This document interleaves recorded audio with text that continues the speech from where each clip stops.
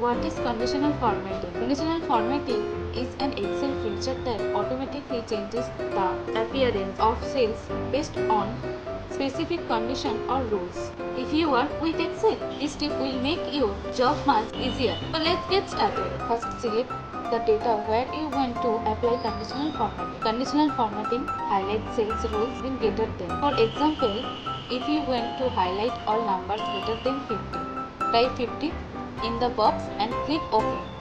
Now you can see that all numbers above 50 are highlighted. Now let's highlight the number that are below 50. Select the data again, then go to conditional formatting. Highlight cells rows, then less than. Type 50 in the box and click OK. Now you all see that all numbers less than 50 are highlighted.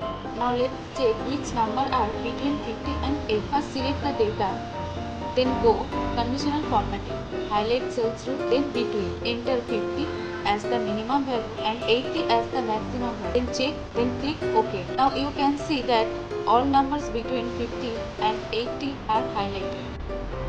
Now if you want to highlight only the cells that are exactly 50, select the data, then conditional formatting, highlight cells, then equal to. Enter the 50 in the box. You can also change the highlight color. Simply open the drop down. I will select this, click OK. Only the cells with the value 50 will be highlighted, making them easy to identify. Now let's highlight everyone who has passed. First select the data, then go conditional formatting. Highlight cells rows, then text that content. Type pass in the box. Choose your highlight color and click OK. Now all the cells containing pass are highlighted. Now let's see how date updating works. I already have a list of dates. These features help you quickly highlight dates such as today, tomorrow, last week, this week or next week. First select the data column, then go to conditional formatting, highlight cells rules, a data uploaded. Choose the date option you want, such as today or yesterday. Select the highlight color and click OK. Now all the matching dates are highlighted automatically.